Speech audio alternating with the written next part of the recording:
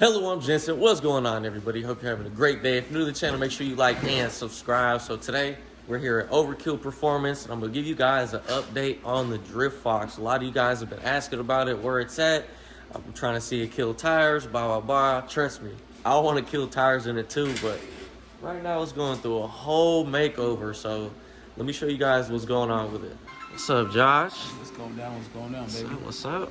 Made a bunch of improvements to it. Like we said, there was nothing wrong with how it was. It just wasn't overkill. Exactly. Right? So there's a quality level with our builds we want to have, whether it's a drift car, a drag car, a road car, whatever it is, you know. And it's like, I think that the biggest change was with us not being a company that does a lot of drift vehicles, because we've done them, but not to this extent or anything close to it. Yeah. There's not even that many drift cars that are even to this level. Yeah, this is like almost show quality level. Yeah. Like, So we'll get into it in a little bit, but look at the welds.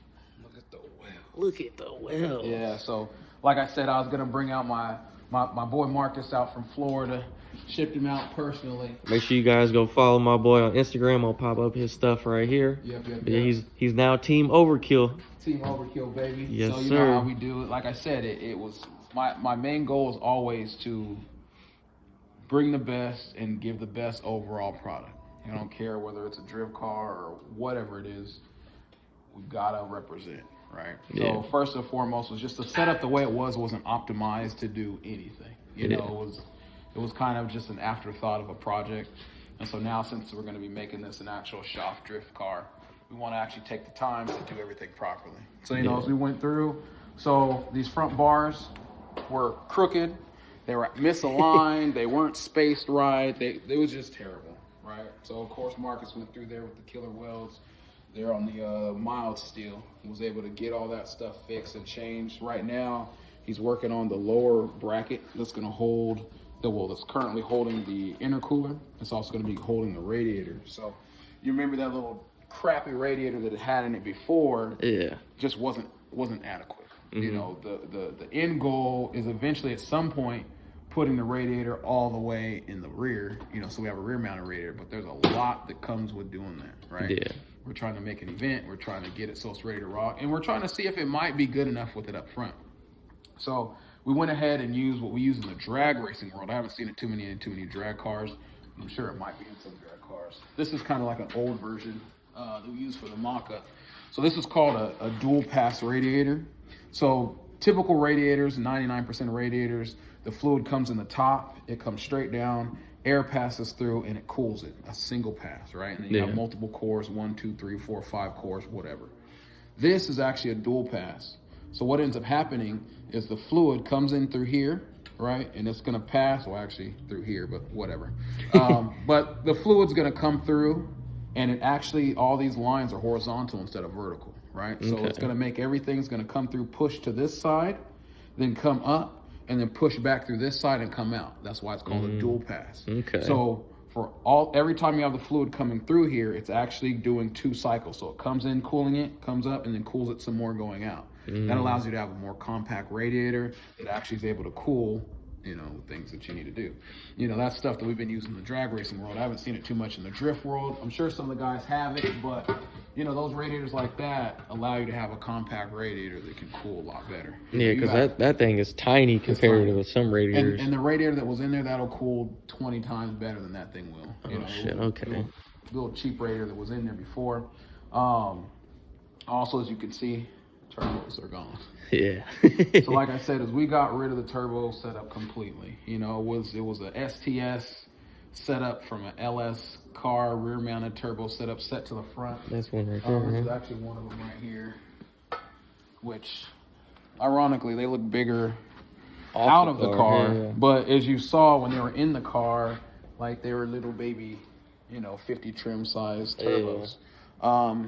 That's not gonna do it. That's not overkill. No, sir. That's not overkill. You know, like you can see, everything in here is crazy. You know, 1,000 horsepower. Everything has to be 1,000 horsepower. Need that comma in there. Yeah. So I mean, we have a custom setup coming in. It'll be here within the next couple days. We're working with the company. We're actually going to be running their stuff through the entire vehicle. We're kind of going to save that to release that information later once that's all set up. But the entire system is going to be fully done by that company. A nice up-and-coming company that does some crazy performance stuff, and I think that they would be just as big in the drift world as they are in the other industries. And just to see what the product does, you know, it's cool. I like to test stuff on my personal stuff. Yeah, do some R&D, right? Yeah. So it's like, if it doesn't work on my drift car, then it's like I wouldn't put it on anybody else's. You know what I'm saying? Exactly. So we're gonna see how it works. I'm confident that we're not gonna have any issues. Also, we have the custom fenders made. The custom front, we have new front and rear fenders, which means if anybody's looking for wide body fenders for their Fox bodies, let us know. They're in perfect condition too. Yeah, No cracks, they're nothing. They're barely ran for, you know, just a small amount of time. They're gonna be for sale, right? So yeah, either DM me or DM Josh at Overkill Performance, and we'll get those to you. We'll get you set up. Yeah. Also, we have a full custom hood that we had custom made for it that I guarantee you none of you guys have seen yet. I got a little sneak preview. I don't know if we're gonna show that yet. I hit it, so y'all don't get to see it yet. But all that stuff's coming soon. The next event that's coming up, it's kind of going to be in stages. Our main thing is we want to get the car done. We want to get it ready, and then after we get it ready, then we'll worry about the looks of it, right? So the new fenders and all that stuff are going to be on for the new event. We don't know if the big wing, the custom wing we're going to be doing is going to be ready or not, but everything else is. So just a few more quick things on this. I won't run over it too much. Marcus, of course, with the beautiful Don. You know, aluminum is one of the hardest things to work with and make look decent. You know, I let him know this is a focal point, because actually when the hood is down, this is going to all be sticking out of the hood. Yeah. Yeah, so it's all going to be sticking out of the hood. It's sitting up pretty high. And we actually have the new custom blow-off valves. They're going to be right here. So there's a big opening, and the blow-off valves are going to be sticking out right here. It's going to be sick. The exhaust, the exhaust is going to be shooting out the side. The wastegates are going to be shooting. Everything, it's going to be over. Straight aggressive. Yeah, it's going to be super aggressive. And we're just changing it up and improving on what was there by taking it all out and throwing it away. Yeah, like there's a video of Marcus. He literally cut the whole front tube frame cut off. It all out. It had to go. You guys can tell, like, everything has been re-welded. It's terrible, you know. And now that everything's welded and real nice, tigged up, and Marcus is doing an amazing job. I mean, by the time it's said and done, even this motor is going to be changed out, because on the next side, as we finally get things going and rocking, you know, you guys will see some more updates. I know I promised you guys updates was coming with the Overkill Everything page.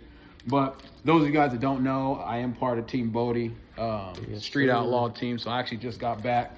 We have our new car, from Bad Intentions, which is Gucci, which is probably the sickest car that's even at the event. You know, full 69 Nova. It's all carbon fiber, all just $1 million car setup. The videos you posted were badass. They're ridiculous, bro. That shit was and that's what I tell people is, when it comes to that, I mean, we're talking 3-second cars.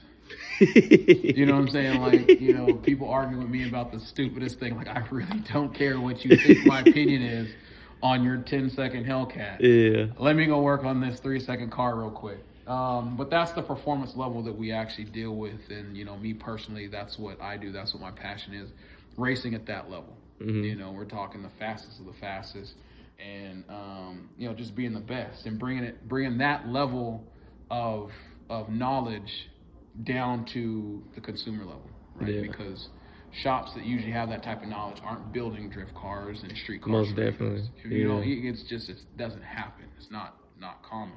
So that's why I get wordy with the things, but it's because we're doing a lot of things that aren't as common. We're not reinventing the wheel. We're not doing anything that's magical.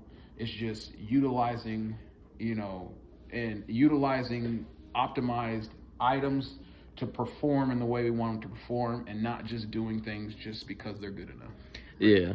No cutting corners. Nothing to the standard. Nothing's regular. Corners. You either do overkill. You either do it or you don't do it. Yeah. Do it once, do it right. You know, and that's what I said about those cars. Bottom line, and even Marcus knows this, if it's not right, we'll redo it. Yeah. I don't care what it costs. I don't care how long it takes.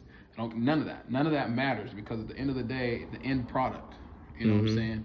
And that's why we do things the way that we do them. Because it's a reflection of you in a way. Exactly. You know? So one of the things that we wanted to be able to do is make this thing serviceable. So since we are going to have the radiator actually sits underneath here on this bar that you see down there, then what's going to happen is these actually have pins in them.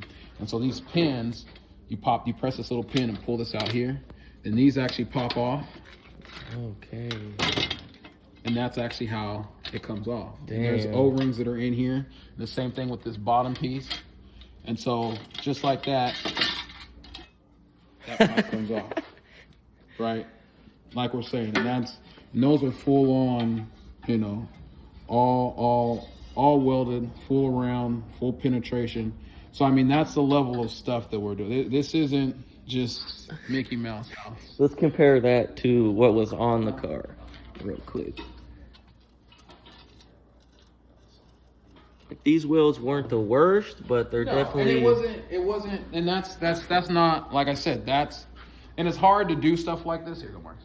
It's hard to do stuff like this without it seeming like it's a knock on who was previously working the car. It's not. Yeah. It's like, it has nothing to do with that. It's just, this is how we do it. Yeah, right? It's just upgrades. How anybody else does it, that's up to them. We just have a way we want to do it. So part of the rest of the stuff that Marcus has been working on, you know, being the master welder that he is, he deserves it for sure. There's rules to this stuff. You know, it's we couldn't just build a car just to say that we're building a car. You know, there's a lot of rules, and some of them we're gonna have to address too at a later points. But when it comes to the cage, you guys saw the cage.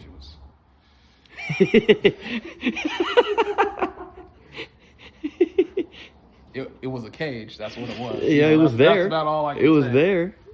So basically, one of the things that we made sure that we did is there's rules, especially with F1, of what the cage has to be. When you have these actual horizontal bars here, you're gonna have to have one on the top, one on the bottom. These bars are gonna have to have at least 2 vertical bars that are within a certain spacing. So we chose to do 3 of these bars here. As you can see, they've been beautifully spaced and leveled, and you're gonna have that on both sides. Also, along with that, you're gonna have to have gussets done to your hoop bars and anything that you have along here. So that's where you see the adjustments that have been made with those bars that have been TIG welded in there.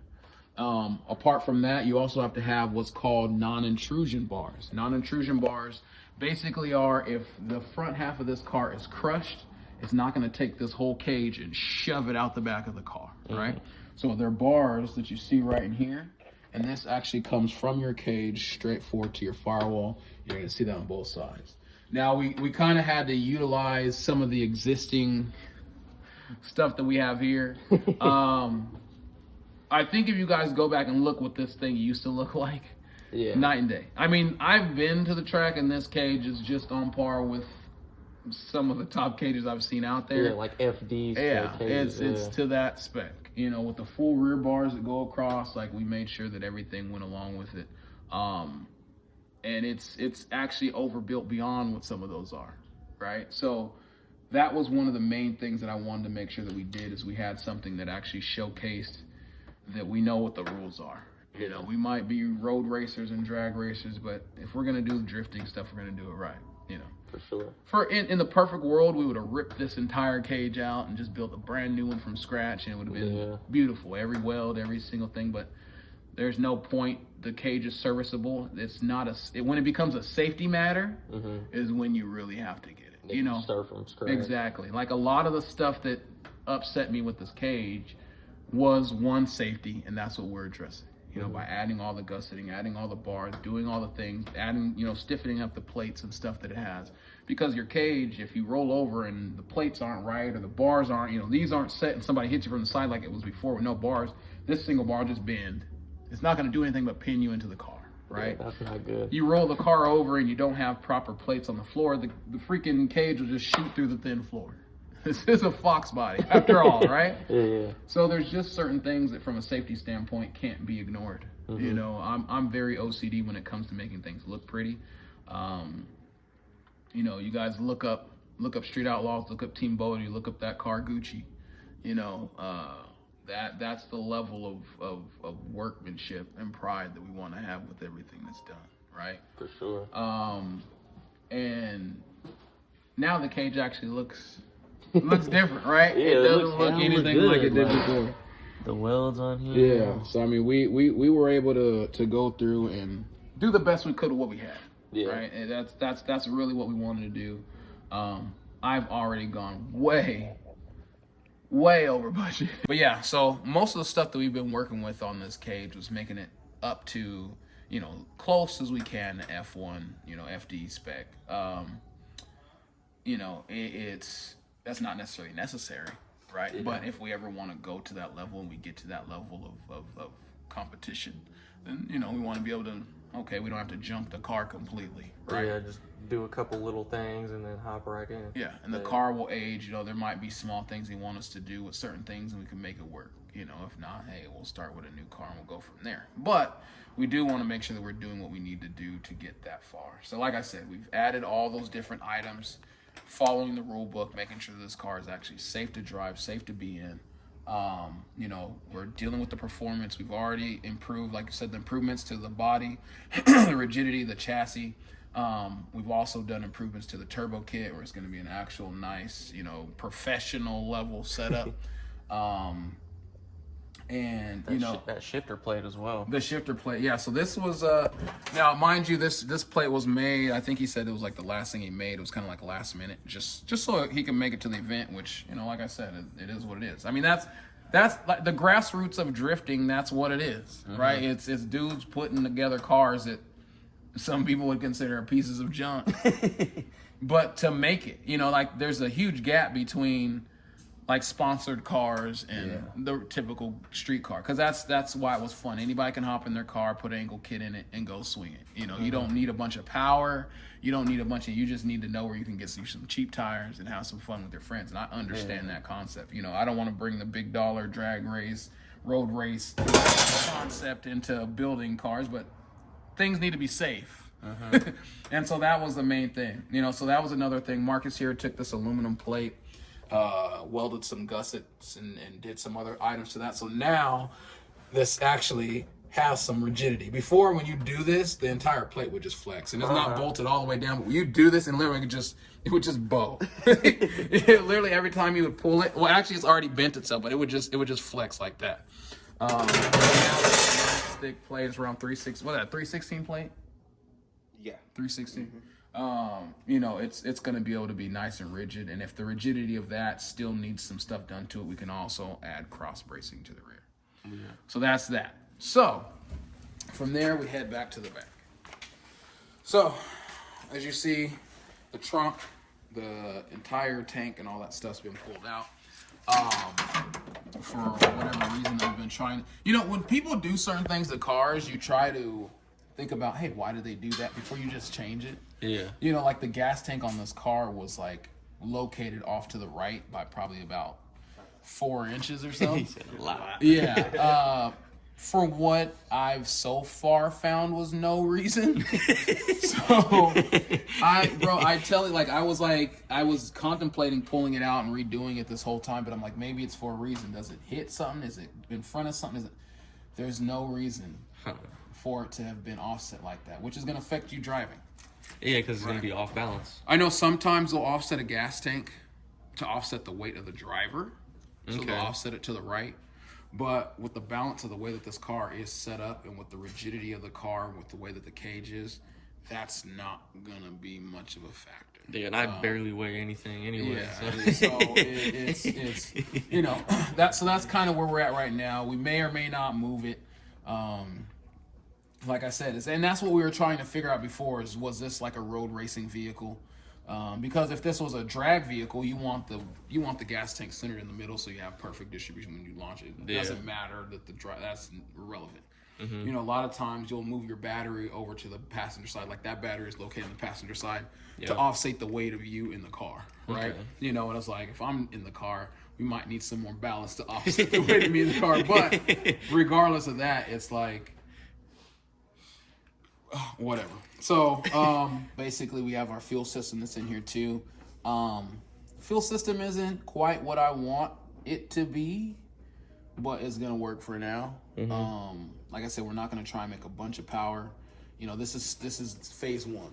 You know, the next phase of doing this build is gonna be, you know, upgrading our fuel system. We are gonna be moving a lot of this stuff, but it's gonna be completely upgrading the fuel system. You know, getting rid of the way that it's set up. You know, having everything done to my standards, safety reasons, but also just for aesthetic. Like I don't believe that you have to trade out, you know, function for form.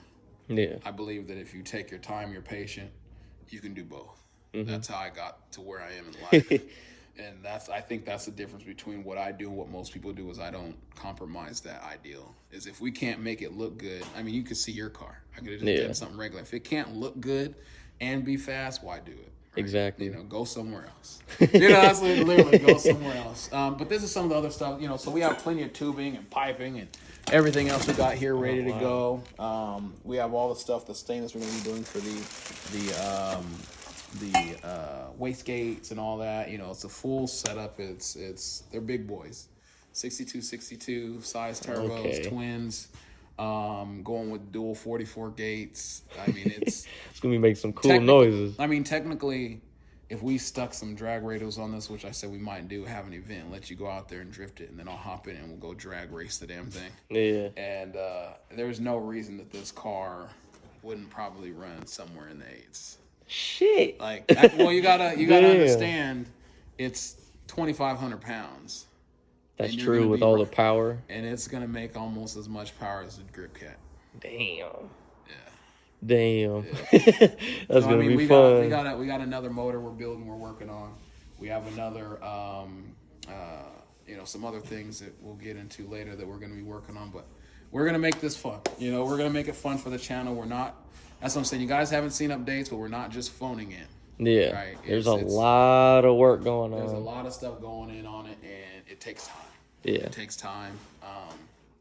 Like I said, we're trying to debut this at our, it's going to be at the booth, and we're going to be in the event at Race Wars. So 23rd, 24th. Of this month. April. So a couple weeks. We have this, and then we have the 2,000 horsepower shop GTR build that we have to have done by then. So we got a lot of stuff to do, but we're going to make sure that we get it rocking. I'm excited. I'm extremely excited. I can't wait. Yeah, I can't wait. It's you know, it's you know, we'll miss. Oh, also, you know, so for anybody, you know, we'll have these different pieces. Like I said, there's nothing wrong with anything that was done in the setup. Like I have no problem with how the setup was done. That's just not how I want. He likes to show off his welds, but you know, rightfully so. It takes a while to get that good at what you do. And you can see compared to that, you don't have the penetration that you have. There's something like this where you can see where the welds are sunken like that. It's going to crack. There's enough heat cycles. But it is what it is. Like I said, it's already cracked. It was actually already cracked in several places. Let me be nice, bro. Like, why everybody wants me to be a dick? Like, everybody, that's why I don't drive it's me. That's why I don't drive the Lambo. I can't, like, everybody thinks I'm a dick. I'm a nice guy.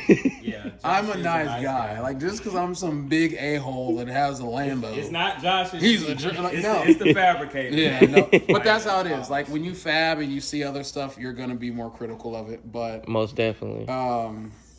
I'm not sure if it was on this one, but we were going to fix and go through here and like make it so that some of this stuff could work. And then after we realized that that wasn't really an option, then it was just like, you know what, we might as well, what are we doing? We might as well just tear this stuff all apart and just start all over. Is this the one with all the cracking on it too? Or was it the other side? I think it was the other one. That one. Because it still had the turbo hooked up. He'll find it. It was more obvious when it was on the car. But I mean, that's also what happens with these type of setups. You have to brace them a certain way. You know, whenever you have something sitting up in the air, it needs almost a little bit of play, right? Yeah. Well, because the thing is like, even with these ones, when you have that much weight just sitting on top of them, and these are used for bracing, right? The weight of the turbo is just kind of floating right there, right? So you've got, this is just sitting there, and this is on the headers. Turbo's sitting on here with all this weight. Like, those are not light, right? Yeah, they're pretty heavy. So they sit there and they just tweak on this.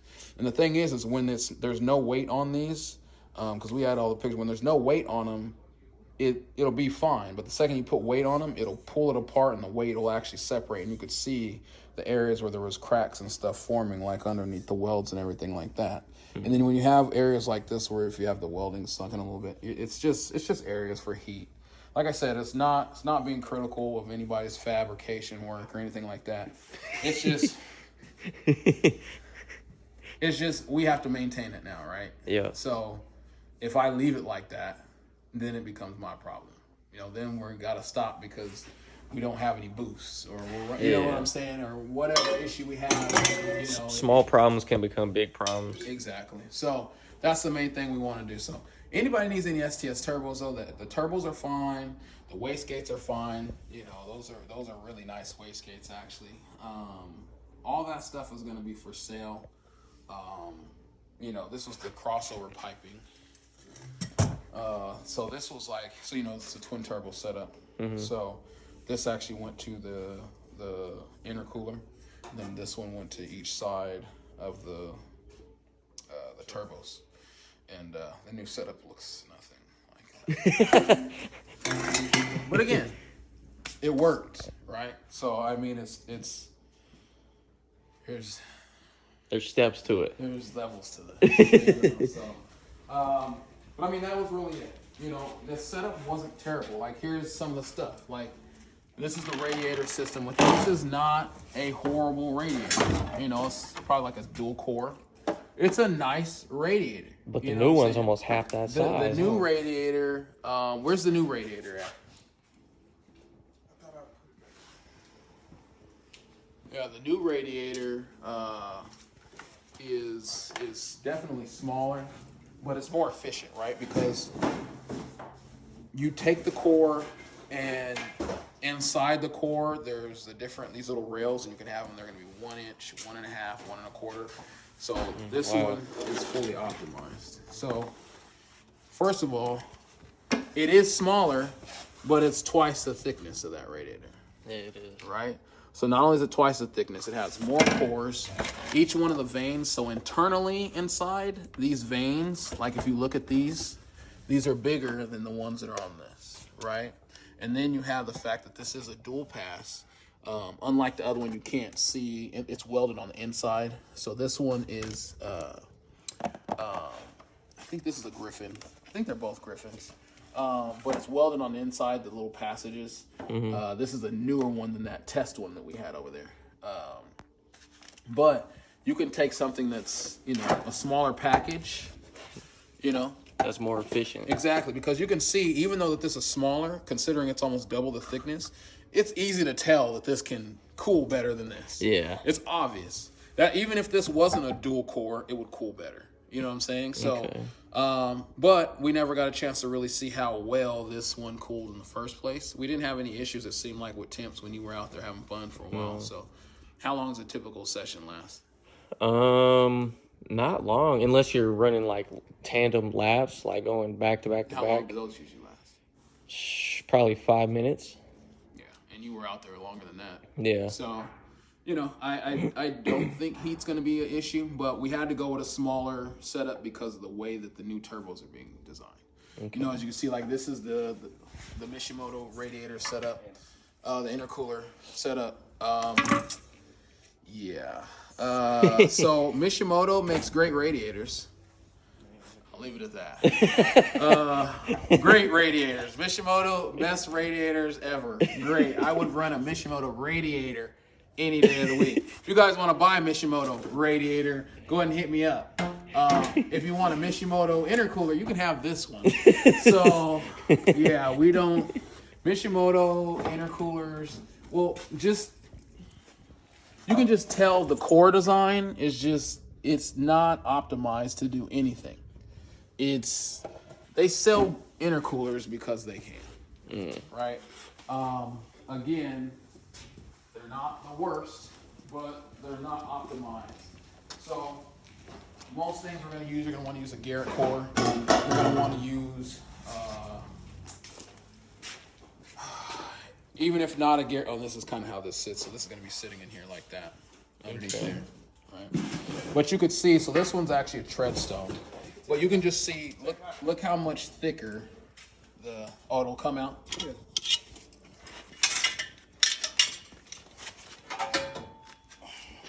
Wow. It's weight on it. So you want to grab the other one, the Mishimoto. So oh Lord. So this one's actually designed for a twin turbo setup. So as you can see, the difference is that other one had that pipe, that long pipe that went all the way across. So that's not efficient because both turbos are working and one has longer pipe. So this one just has an in and out. That's a single turbo setup, right? So the way that this one's set and is split here, you have one turbo comes in on this side, one turbo comes in on this side, and this is the outlet on top. Okay. Right? Yeah. Way more efficient. We're talking about a 4-inch exit here. We're talking about 2.5 inlets here on the side, and as you can see, the inlets also have, the similar quick disconnect. Okay. Yeah. So those are going to go on here like that, and that's going to be on the bottom side. So the entire setup. Way better versus the and you can tell rubber couplers. Like look at the thickness between the two radiators. So you see the thickness size. Mind you, this radiator is bigger, but if the width was able to fit in the same space, but it's a much thicker radiator. Yeah. We're using an entire intercooler, an entire cast for the caps, and then on top of that, you can just see the way that the core is set up. So all the, you have barn fin, barn plate.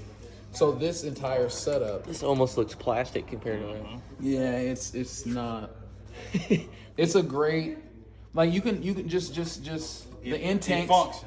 Look at the intakes. So intakes are where you have the air coming in, right? So you can just see on these. Look how small they are, right? Look how small these intakes are, right? And then just these small veins, like. Even the amount of cross section for the cooling surfaces is just super inferior to this setup. These are going to be able to perform more efficiently. You're going to have less PSI drop. It's going to run cooler. We're going to be able to make more power. Just all of the above. Everything. We're getting rid of the stupid couplers. We're getting rid of that stupid crossover pipe. Like, this is how a proper setup needs to be. And of course, we got the amazing Marcus and his welding talents, and we have them. Aluminum is hard to weld. Aluminum is hard to weld, and it's not for everybody. So, that's where we're at. So, that's a good update. For sure. Kind of letting everybody know the Drift Fox is coming along. I made an executive decision to just go through and change as much as we physically can before this first event. Yeah. We were going to get it wrapped and all that kind of stuff, and it's more important that it functions. For sure. Right. We'll focus on looks after. And we'll focus on the rest of how everything looks better. We're going to be looking at getting some new wheel setups that's going to fit, because the fenders, I think they're 3-inch, like in the front and the rear. Oh shit. Oh yeah. So those were custom made for it. It's gonna take a lot of effort just to make sure it's all right, but it's gotta be right. Most definitely. Do it or don't do it at all. So yeah, we still have to do some more gusseting and a few more things to the system. We do have the fire suppression thing that's still in there. We might rip that thing out because I don't like the way it's plumbed either. But I mean, we got new door trim and all, like, it's coming. It's coming. So A lot of work going in this thing. And that's the condensed version. Yeah, for real. I mean, there's talk so, for hours on. There's so much more. It's like I said, there's so much more technical side to what we're doing to this thing that we want to give you guys a good show that's gonna last. For sure. Just like our goal was with the Drift Cat, was nobody thought that that car could be done and be reliable. You know, I figured it'd be in the shop all the time. Yeah. But was never broke, at least the engine side of it. You know, and that's what we kind of want to do with this is, you know, it's gonna break. Yeah. You know, twin turbo, you know, it's gonna break. But we at least want to make sure that it lasts a little bit longer. For and sure. Then once, and then if that gives us enough time, we can get all the, you know, all the rest of the stuff going. So, you know, we're way over budget, but we're still having fun. So that means you guys have to support. You guys got to make sure we're gonna have some new merch. Hopefully at the event, if not by this upcoming event, we're gonna have it by the next one. Yeah. You know, that type of merch all goes back into the car, making sure that we can take it to the next level. You know, it's gonna be a labor of love to not only make sure that this thing is ready, but making it to the events. You know, got to travel, got to get it there. Gas. Everything. Yeah. Everything. So, you know, shout out to the rest of the team. You know, shout out to Jensen getting ready to go in on this thing. But, you know, shout out to you guys. You know, you guys, one of the reasons that we did it in the first place. And, you know, we're ready to rock and roll. Hell Ready yeah. to rock and roll. We'll make one way or another, whether this thing goes out in a blaze of glory. We're gonna make sure that you know, people will be proud to know, hey, you know, this car's from NorCal. You know, we want to rep for everybody. I mean, this car, it's not gonna just be here. Like I said, one of our major sponsors that I have for the vehicle is Texas Tire. That we work with out in Texas, and we have our shop opening out in Texas. So this car is going to be out in the South. All those Jensen fans that are further out east, out in the South, it's coming. It's coming. I'm coming. It's coming. So We'll be there for sure. It's for sure going to make its way to Texas at some point. Yeah. And then the rest is up to you guys. You know, you guys got to support. You know, the more you guys support, the more that this is going to go. You know what I'm saying? Because, you know, we don't just necessarily build drift cars. So, you know, from a business financial stance, it's not like we're going to just go on a drift spree just for Just the a hell tour. of it. Yeah, just a drift tour. World tour. Drift tour. People call, hey, do you build drift cars? No. But good luck with that, you know. We build performance cars. We build people's dreams. Whatever people want to do. If you do have a project like this that was as bad as you saw where this one was and you want us to get it to that next level, we can definitely do that. Yeah. Can we build you a drift car at this level or to the level that a lot of those pro drift cars? Yeah, of course we can. Yeah. You know, of course we can. It's not cheap. No, sir. It's not cheap. No, sir. But, you know, maybe, yeah. Because like we said, corners won't be cut. Yeah. You know, that's the thing, is corners won't be cut. If you bring us something and I look at it and I'm like, it needs to come apart, it's coming apart. You know, so like literally we just did a video doing like ridiculousness in this thing. And we tore it apart right afterward. Yeah, I literally drove this thing one time. Yeah. And then that was all No, because brand new after shit. that, and we couldn't get the windows to roll down. You had a strap. A ratchet strap for a seatbelt. Bro, It worked though. Oh no. Everything was leaking in everything. There was like 6 different colored fluids, bro. Like I felt like I felt like a forensic scientist. I'm like, oh yeah, that's transmission. That looks like that's gonna be from the crime scene cleanup. It was terrible, right? You know, the behind the scenes part of it was just an absolute atrocious nightmare. The car drove and ran fine, did what it needed to do, but I could tell you that it wouldn't have lasted too many more of those. Nah, I don't think it would. Not at all. You know, and from a safety standpoint, like, bro, Not good. they're not good. So, we can't do that. So here we are. That's why, and that's the thing, is that we can do something like this for you guys. I don't care what it is. We just got done doing the Texas Tire guys have their all-wheel drive. It's a 1969 Dodge Charger with a Trackhawk swap in it. I saw that. Yeah. So it's manual too. So it's a manual Jesus. 6-speed all-wheel drive with a Hellcat swap, 1,000 horsepower, and a 69 Charger. I don't think that's ever been done. Hell no, not 4-wheel drive. And that's the type of gangster stuff that we like doing and having fun with. So For sure. you bring us a project, we'll fix it, but just know that if you get that project from somebody and you paid too much for it, that's That's on you. problem. If I paid too much for this, that was my problem, you know. so be it. But I knew what we were getting ourselves into, and we literally bought this car for a full dollar, and now tore it all apart. Started from the ground up, pretty much. Started from the bottom. Now we here. Yeah. So that's really it, man. That's really it. How's the racing going? Losing. I need some of those over there. That's the only thing. It's just I just can't get traction on those 20s. Can you guys tell this guy to stop making us look better? I just keep picking stuff to where I kind of know it's going to be an extreme challenge, and having traction with those type of cars is not the best idea whatsoever. I've seen the videos, and you're not losing to things that are faster than you. You're losing to cars that are better set up for what they're doing, right? Yeah. And I think the biggest thing is we turned the Grip Cat into the Grip Cat from the Drift Cat, but you still have more ways to go. And like I've always said, making the power is the easy part. Yeah. Now you've got to put it down. Now we've got to get your suspension dialed in because, I mean, you look online, there's plenty of videos. We got Tyler and his Trackhawk beating the Texas Racing Channel's Plaid from a roll and then murdered it from a dig. Right? And Crazy. Trackhawk. It's drivable, daily drivable Trackhawk. We got Ruben. We have plenty of videos of him beating Plaids at the track. And he had an OP 900, OP 950 package. I think same setup you had. Whooped on him, treat him and everything. You know what I'm saying? Treat a freaking Plaid. All-wheel drive Plaid that gets nothing but traction. Oh yeah, and I mean the videos are out there. Look at our page. Look up Rue the Pooh, and you know you got Tyler Trackhawk.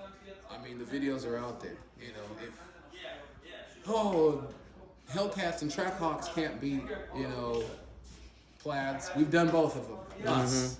Maybe whatever shop you're using hasn't because there's no other videos. The videos of Plaids being beaten by Mopars are us. Yeah, overkill. Period. So I was online yesterday looking at beadlocks. So beadlocks are coming very, very soon. 305s? 350. 350. Okay, we're getting traction. So 315 Mickeys are coming, 17-inch beadlocks. 17-inch beadlocks. You know, I know people talking about running 15-inch on that setup. You're going to go slower than you will go fast. They're heavier. There's no point in putting a 15-inch conversion on at your power level. Now, your power level with nitrous, yes. Okay. That's when 15s. Once you get into the 8s, is when 15s start becoming needed. Once you're trying to do 1.2s, you know, but you're trying to do 1.3s. Actually, right now, you're just trying to do anything better than a 1.8. Yeah. So that was the best I did at the track. I think I did see the video, and I feel like people finally realized just how fast your car is because it's spinning and leaving skid marks on the freeway. Doing 80 rolls. On a fresh freeway, doing 60 and 80 rolls. Yeah. Every time it shifts. Like, they have no idea how fast that car is, right? But the crazy part is you literally just showed them a video of 925 or OP 925, OP 900, OP 9, like running 9.5s in the quarter mile, full interior on just pump E85. Yeah. Like, they know how fast the car is, but the brains aren't connected to the eyes, or, you know, it's like, I don't know what. It's like they have to see my car do it first. It's like other cars aren't the same. It wouldn't matter, bro. Like, you're going to run a 9 with this car, and there's still going to be people talking about, oh, so-and-so's faster. Like, no, they're not. Because that's the internet, right? People don't want to be right. They just want to talk, you know? So all this stuff can be, you know, overkill performance on Instagram. Overkill everything on YouTube. Overkill everything on YouTube. Go to the page. We post all the time. I don't post on the page as much as I do in the stories, but go follow us on there. Add us up on there. You guys would see more of this update stuff because we've been posting videos and stuff. So a lot of you guys who are just seeing it right now, because you're not subscribed or added onto our Overkill Performance page, which is my personal page. You know, you'd see the stuff we're doing that. You'll see the stuff we're doing with Street Outlaws, getting ready for that season. A lot of cool stuff, man. The all-wheel drive, you know, 69, like stuff that you're not going to see on any other. Like, I don't care. Like, it's not even bragging at this point. You're not gonna see that stuff. Yeah, it's just facts. All like drifting, road race, you're just not gonna see it. Exotics, muscle cars, old school Euros, you're not gonna see that all from the same place. It's just not, right? So we're getting ready. We're ready. Most definitely. And we're gonna get the Grip Cat grippy. So you can, we need to still call it the Drift Cat until you can get the traction. Yeah, someone commented saying it went from the Drift Cat to the Spin Cat, and then now it's going to be the Grip Cat once you get wheels. I'm like, Grip Cat. I know. But I mean, that's the thing is that I think that's big too. Is the your fans get to see like, hey, there's more to just making power. You know, now that you have 1,000 horsepower, now you have to have the suspension to handle it, right? Yeah. And that 1,000 wheel horsepower is the equivalent of over 1,100 horsepower to the crank. You know, almost 1,200 horsepower crank. Yeah. It's ridiculous. It's a lot. It's a lot of power, right? It's a lot.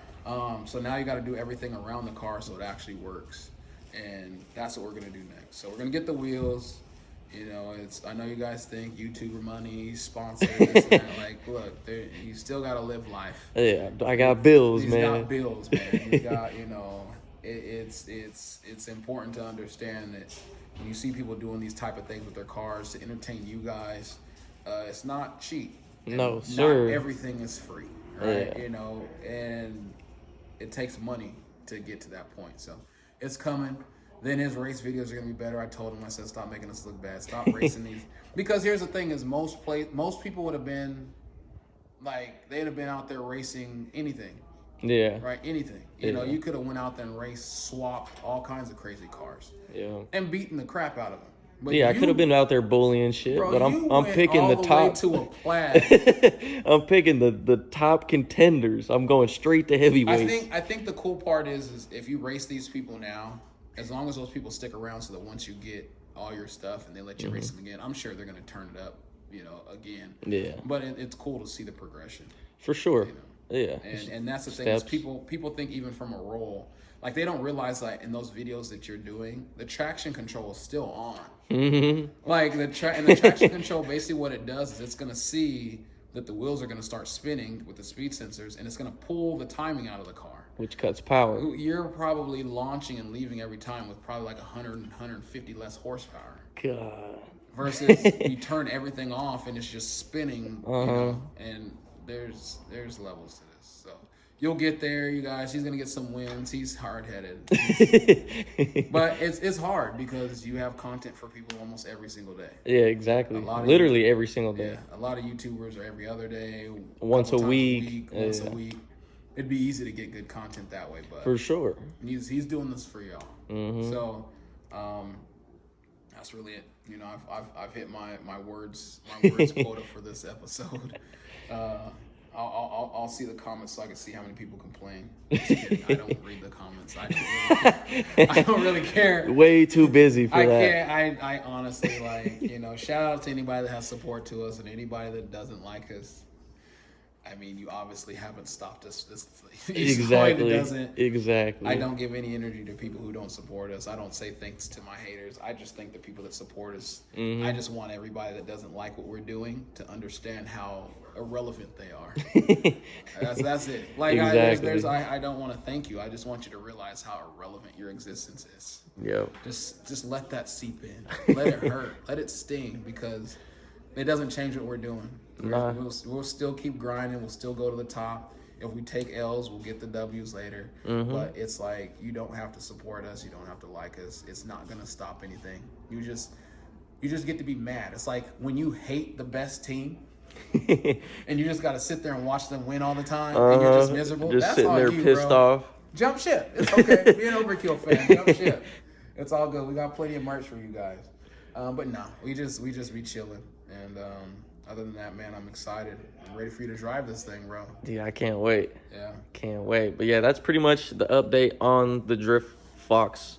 I always want to say Drift Cat, but this is the Drift Fox. The Drift Fox. Huge thank you to Josh. Boom.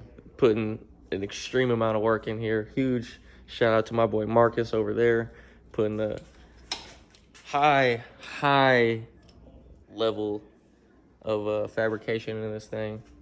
But yeah, we'll be out there 23rd, 24th with this thing, putting in work. Killing One way or tires. another, we'll be there for sure, for sure. Most definitely. Come But by the booth. Look for the Overkill booth. It's gonna be a cool booth. I mean, we're gonna have a bunch of stuff out there. We're gonna have, you know, the drift cars. We'll have some GTR actions. Hopefully, the GTR company makes it out there. It should. You know, we'll have a bunch of fun stuff. You know, come by the booth, say hi. Jensen will be over there. We'll be getting ready to do some drifting. I'll be there partially. That's actually my anniversary weekend on the 22nd. So you'll be there one day, right? I'll be there in the morning to help set up. Okay. And then the wife we have like some wine. You got some couple things going on. But I mean, at least it's in Napa, which was accidental. Oh, it's right there. It's Yeah. close, so Yeah. it's actually kind of cool that it's at, you know, Sonoma, because we're gonna be out there, and she's, you know, You're probably gonna be going back and forth. maybe. I mean, she's super down. Like, the only thing is she already made the plans, right? The plans were made like 6 months ago. Oh wow. Right? So she was like, well, we were just gonna chill on Sunday. But she's like, nah, we're gonna go to the event on Sunday. Okay. And then for Saturday, she said we'll go first thing in the morning to help set up. And then after we get done doing the wine tour, she wants to go back to the track. So we'll see. I like it. So we'll be back there. Hey, she's I like it. ride or die. Ride or die. Yeah. Hell yeah. So yeah, Drift Fox will be out there. The Grip Cat will be out there. Bunch of different cars. Come by the Overkill booth, say what's up. But yeah, that's pretty much the end of this video. Make sure you guys follow Overkill Performance on Instagram. Subscribe to them, Overkill Everything on YouTube. Make sure you guys follow me on Instagram. Helloooimjensen. Subscribe, all that type of stuff. But yeah, that is the update on the Drift Fox. I hope you guys are excited as we are, because I can't wait to kick clutch in this thing. It's gonna be fun, man. But I mean, we're just gonna find more stuff to fix. I'm positive. Yeah, little things here and there. Little things. Nothing too much. Nothing too major. But yeah, see you guys in the next video. Deuces. In Las Vegas, victory lane for Fox Television. Ricky Bobby, today's big winner. Heck of a win for you today, but it seems as if you either win or crash the car trying to win.